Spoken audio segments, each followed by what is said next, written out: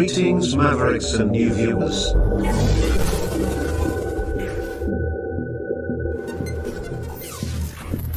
Tonight, direct and live from the Maverick News Network World Studios.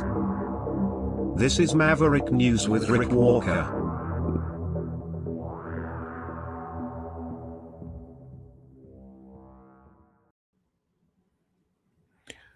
Welcome back, everyone, to the Maverick News Channel. Hello, Maverick family and new viewers. Another mass shooting. Well, shooting. At least 3 people dead in Pawtucket, Rhode Island at conflicting reports about how many shot, how many dead. The most up-to-date information that we have here tonight is that 2 people were killed, 3 others critically injured in this shooting at a high school boys hockey game in Pawtucket, Rhode Island. It happened this afternoon. Details still unfolding. And there's also a report that a 3rd person killed possibly the shooter. But as I say, we're getting conflicting information tonight about in these early stages, about how many people have actually been killed. I'm seeing some other things that really need to be confirmed too before I even mention them. So trying to confirm the total number. We're going to go first off to this clip.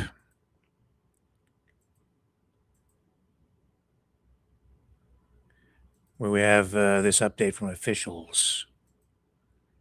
Here we go. This from CBS with cameras on the scene.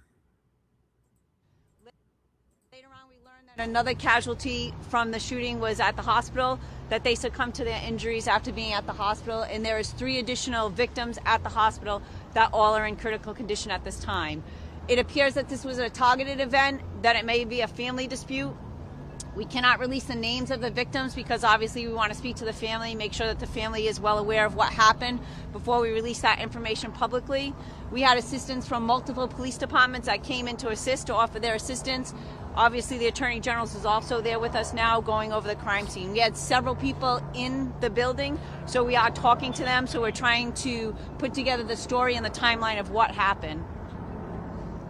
Did this happen in the stands? Can you just describe the layout in there and where this all took place? So because we're in the initial stages of the investigation, I can't get into detail. Obviously, we're still investigating that. We're talking to all the witnesses. Like I said, there were several people within the Lynch Arena because it was a high school hockey game. So we're talking to all those witnesses. We have several witnesses that were here and then some that we have brought to the police station where we're talking to them there. We also were able to take everybody inside the building and we reunified them with their families down by Walgreens. We used Richter buses to be able to reunite those kids and people in the stands with their families. Was the shooter related to the other victims? You said a family dispute. Yes, so because it's a family dispute, I don't know the relationship exactly at this point because it's still initial, but yes, it is family related. Are you releasing any other information about the other victims, ones in critical, juvenile, adults, any other? Not at this time until we speak to the families and we get more information. But the mayor said it was a young girl. Is that correct or not correct? It was a female, is what we know. Just a female's all you're saying, no age? Yeah, no age, we don't know. Chief, Dan Janney from NBC 10, can you confirm that the victim is actually the daughter of the suspect? Okay, so I'm not going to confirm who actually is the casualties at this point because, again, we want to speak to the families and make sure the families are well aware of what happened before we release any information. Again, we're still only at the initial stages. It only happened at 2:30 this afternoon. Again, we went in, like I said, there were several people in there. We have several witnesses that are at the station, so we're going to put it together a story before we release information to make sure that the information's put out there is accurate and correct and there's nobody. Chief, the 4 victims were hospitalized. Were they hospitalized because they may have been trampled or pushed down, but they actually were not shot? No, so we have 3 deceased victims, right? We have 3 deceased. The suspect, and then we have 2 victims. And then we have 3 at the hospital that were part of the incident that, no, they were not trampled, that they were shot. Yes. Was the suspect shot by police or was it self-inflicted? I'm sorry. There's multiple people. Oh, good. So what I can say right now is that that's the information that we're going to put out. We're going to obviously probably have more information as the day progresses. Again, we want to speak to all the people that were witnesses so that we can get an accurate story to put out there. I can tell you that we're probably going to have another press release tomorrow, right? We have a lot of people that we want to talk to today. We want to make sure that we get accurate statements. We want to make sure we put it together. We want to make sure we speak to the families. And again, we have to go to the hospital also. And if we can speak to those victims at the hospital, we obviously want to make sure that we do that also. So that's the information I'm going to give you for right now. And then again, I will give you more information as we get it. But I'm not...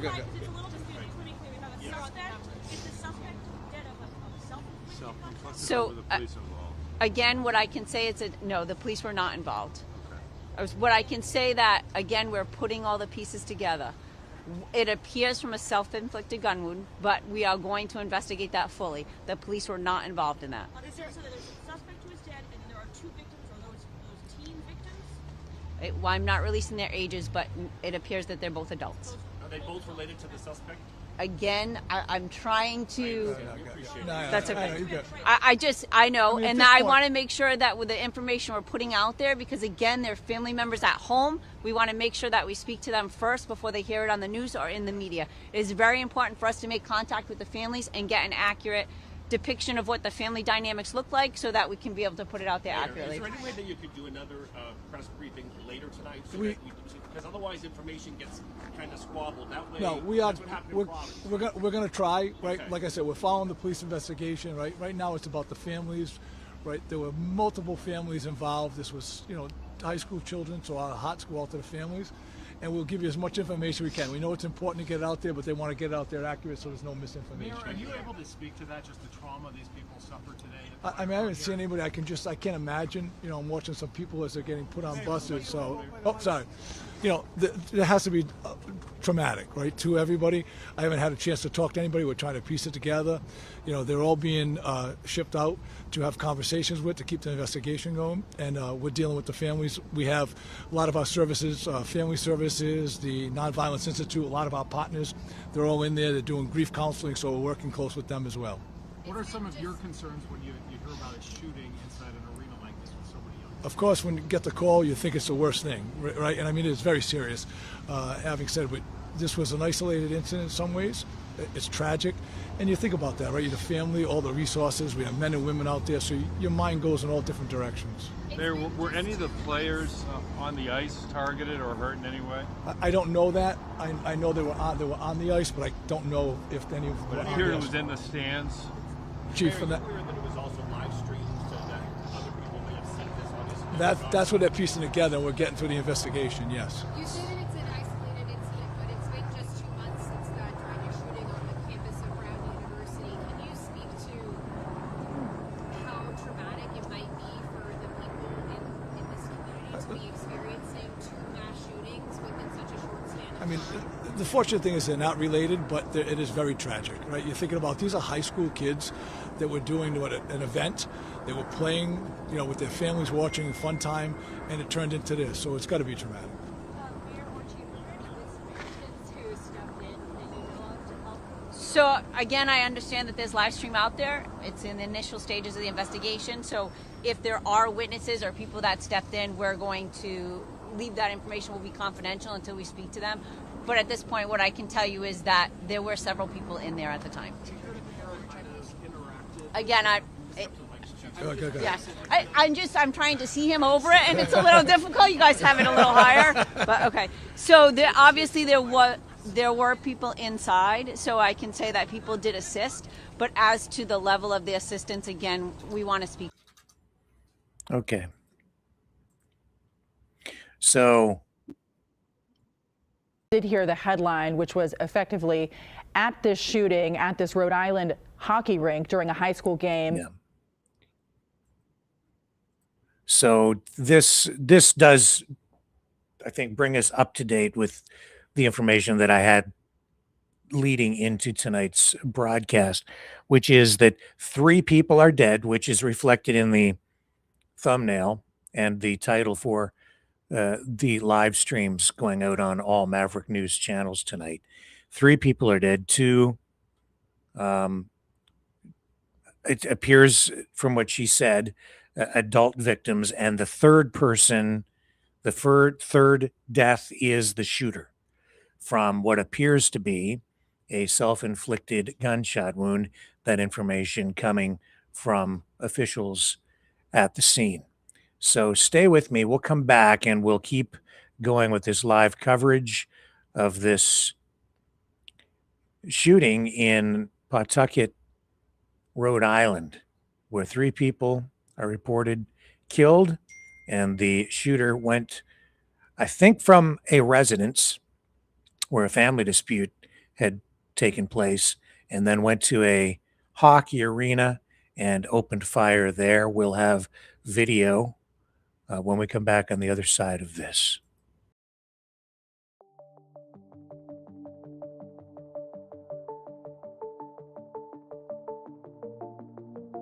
Greetings, brave Mavericks. Our quest for truth continues. We go beyond fake news. Together we expose propaganda. Together we pull others out of rabbit holes. We are maverick thinkers. We are all unique individuals, defenders of individual rights and freedoms, credible, trusted, grounded in reality. Maverick News, Maverick News. Defending free speech, free speech. Donate at freedomreporters.com. Do it now. Tomorrow may be too late. Maverick News. The world is watching.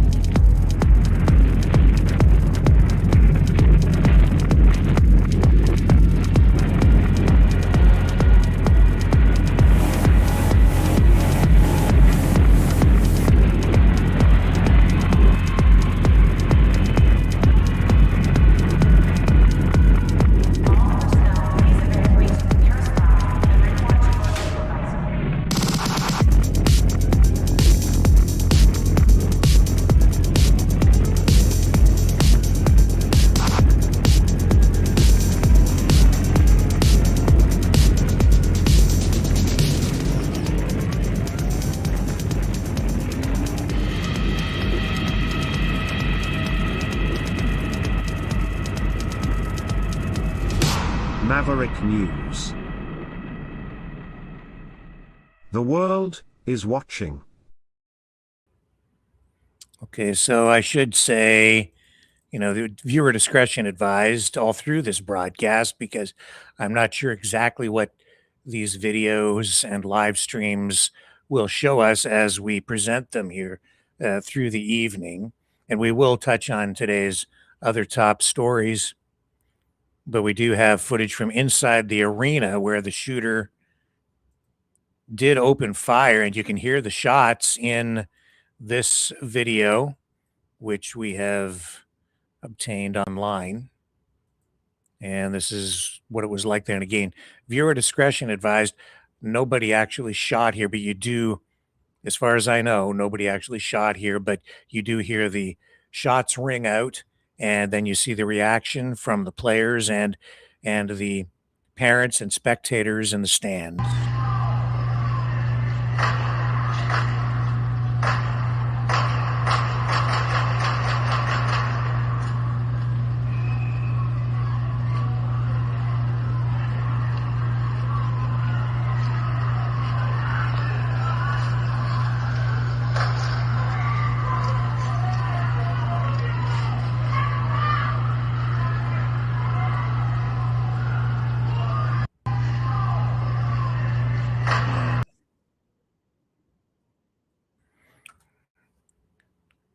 Very scary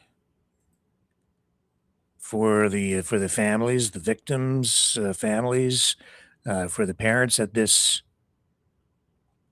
hockey game in Pawtucket, Rhode Island. So again, we know that 2 people were killed, 3 others injured, then a third person, the shooter, also dead. So 3 people dead in total. It took place at the Dennis M. Lynch Arena in Pawtucket, Rhode Island, where there is a huge police presence still. The entrance to the area taped off with police tape.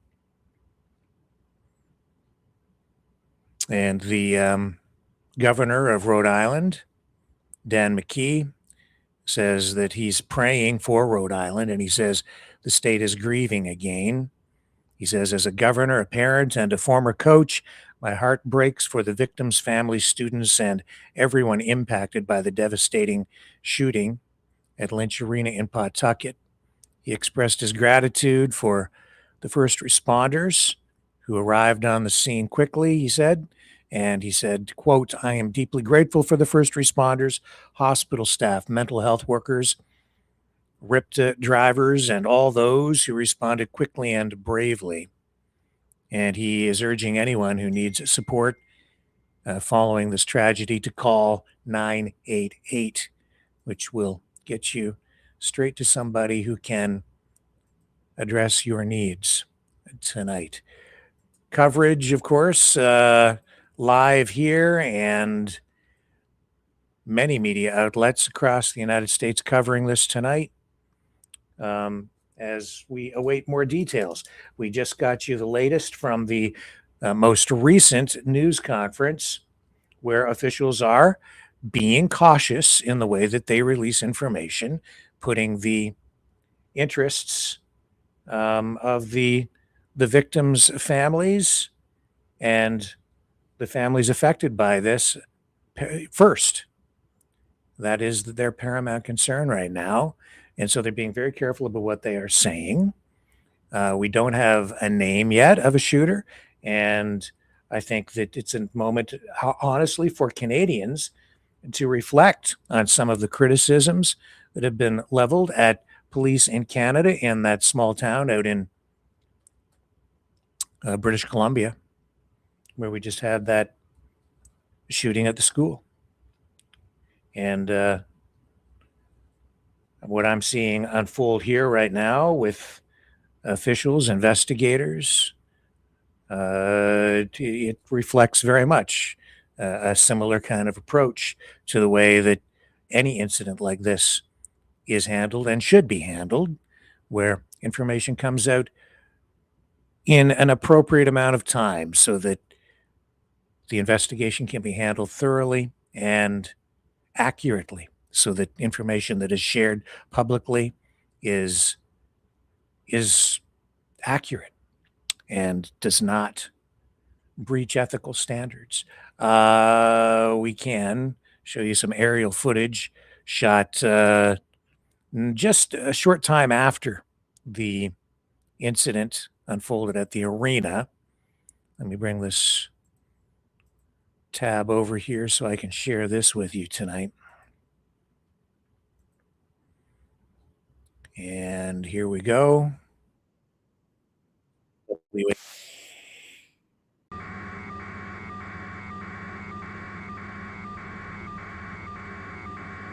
I'll bring the audio down.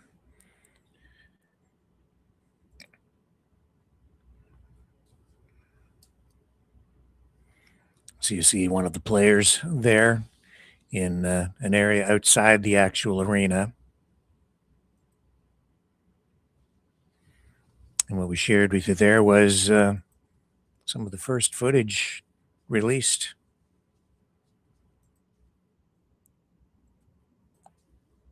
And we have also this footage also shared tonight with us online. And this is someone who shot footage on a cell phone and then shot the cell phone with a cell phone, but it also gives you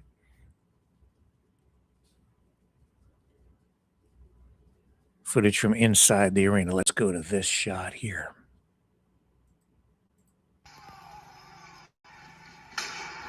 That's PJ.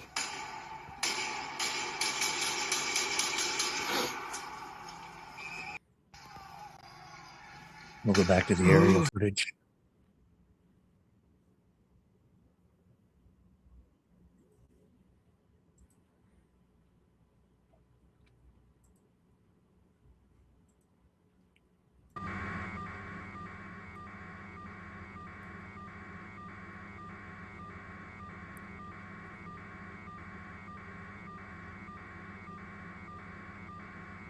So really, even now, after, I'm not sure what time this happened. It was this afternoon. So this is several hours ago. And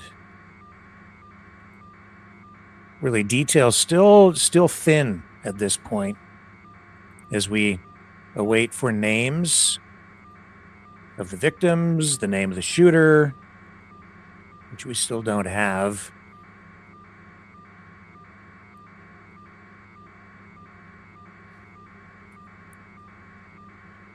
I do have this clip from WPRI television. I'll share this with you. And this was just one of their most recent reports.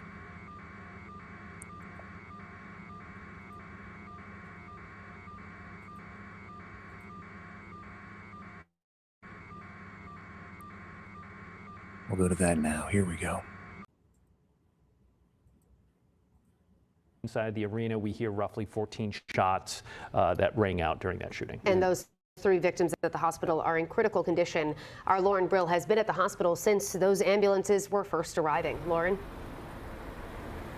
Yeah, that's right. We're right outside of the emergency room entrance. Now, things have calmed down out here, but earlier we saw that ambulance. Take a look at this video from earlier this evening. We saw a Pawtucket rescue with its lights flashing right outside here. Now, Rhode Island Hospital is where the Level 1 Trauma Center is located. Officials here have told us they received all 4 patients. As we've said, 1 patient has died and 3 are in critical condition tonight. Now, one thing police noted in that press conference earlier is that they do want to talk to the surviving victims to help piece together what happened. Now, we have seen Pawtucket police in the area here tonight, as well as Rhode Island State Police. We'll continue to monitor this situation and bring you the latest updates as we learn them. Again, we don't know the names of those victims yet and any update on their condition. Again, all we know is that they are in critical condition. I'll send it back to you guys in the studio. All right, Lauren, thank you. And after this initial response, we can expect investigators to remain at the ice rink for some time as they collect evidence. Kate Wilkinson joins us now live in studio with more. Kate?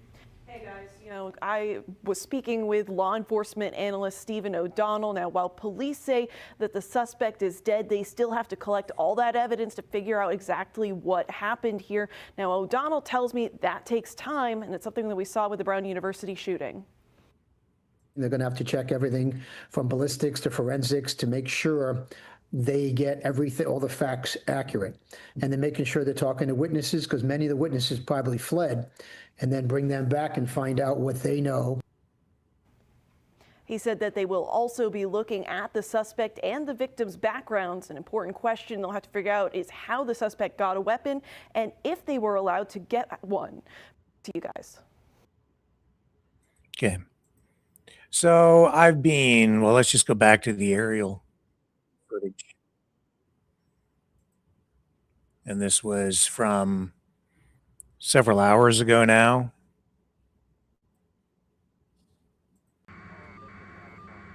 This was right after the shots were fired inside the arena in Pawtucket, Rhode Island. Now, I've been looking up digging in to get some information here. Looking at what's been going on like over the past month in the United States with shootings of this kind. Mass shootings involving multiple victims. And we have just over about the past month or so, 1, 2, 3, 4, 5. 1, 2, 3, 4, 5, 6, 7, 8, 9, 10. 10 shootings involving multiple victims over about the past month. There was one February 9th in Auburn, Washington. Multiple victims. We had one February 10th. Another multiple victim shooting February 12th in Hammond, Louisiana. One person killed, 3 injured. February 14th. 1 killed, 3 injured. Mobile, Alabama. Nobody killed, but there were 7 people shot and injured seriously. February 15th, just yesterday, in Orlando, Florida. 4 people shot and injured. Nobody killed in that incident. Another one yesterday in Charlotte, North Carolina. Nobody killed, but 4 people injured. Another one yesterday in Kansas City, Missouri. 2 killed, 2 injured. Another one yesterday in Cincinnati. 2 people killed, 2 injured. And then this one today.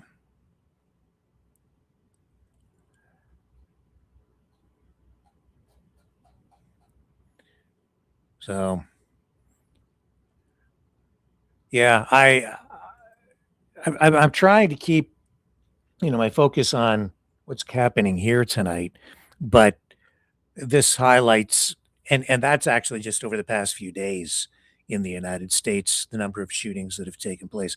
And I think there have been more over the past month. I'll try to get you more accurate stats before we close out tonight's broadcast.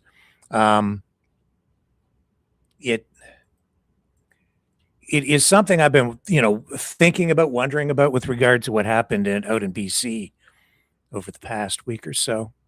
And why did that one get so much attention versus all of these other shootings? And it's because, well, it's for a variety of reasons. It's because it's less common, much less common in small towns in Canada. Certainly a small town in that area of British Columbia where no one really would have expected something like that. So it was the rarity that made it so of such interest, not just to people in the area, but internationally. And also you've seen people, as in any incident like this, there are those who use it for political purposes and their own political agendas. So in this case, we're hearing that it's a domestic incident of some kind. So whenever I've covered something like this at one level or another, maybe whether it's local, state, provincial, federal, national, international level, depending on how much attention it gets in the media, people will use an incident like this to highlight domestic violence issues in the realm of sexual politics.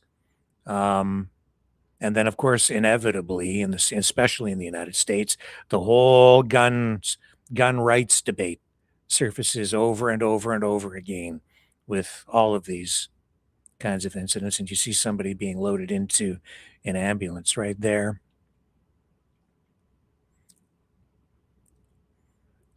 And then out in BC, of course, you have all the politics swirling around that too. And that is all undeniable. And the timing, I think, is a factor out in BC as well. And the criticisms leveled at police, investigators, politicians, all of the politics surrounding it, and the transgender issue, all boiling over. And here in Rhode Island, we'll see what happens. We'll see what information comes out about the shooter, the victims. We'll see what the people on the scene have to say. I think we will get testimony from eyewitnesses, even maybe through the broadcast tonight in real time or close to real time, maybe some live coverage as well.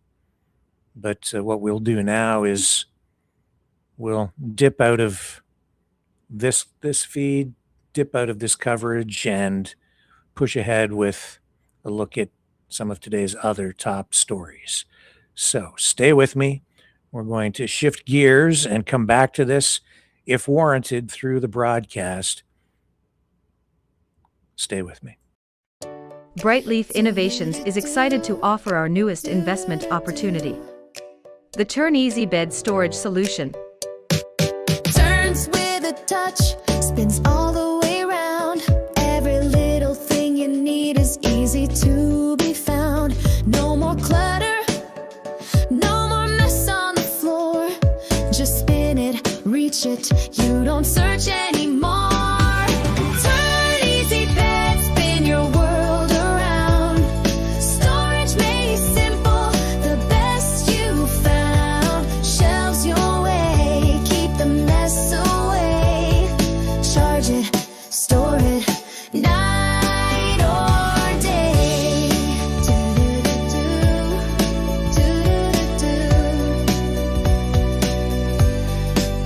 It custom shelves for your books or your tech.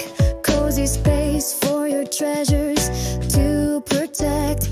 Built-in power when you need to recharge. Smart design that makes your bedroom feel large. Turn Easy Bed, spin your world around. Storage made simple, the best you found. Shelves your way, keep the mess away. Charge it, store it, night or day. Designed and developed by Brightleaf Innovations, proudly Canadian and patent pending in North America. Turn Easy Bed transforms how you live. To learn more about this innovative new product idea and exciting investment opportunity, call 519-784-0222 or visit brightleafinnovations.com. So many other stories to touch on tonight. I'll try to get to as much as we can, as much as time will allow. But something that I wish we had been able to talk about in previous evenings was the trip to the Munich Security Conference with Marco Rubio and the speech that he gave there.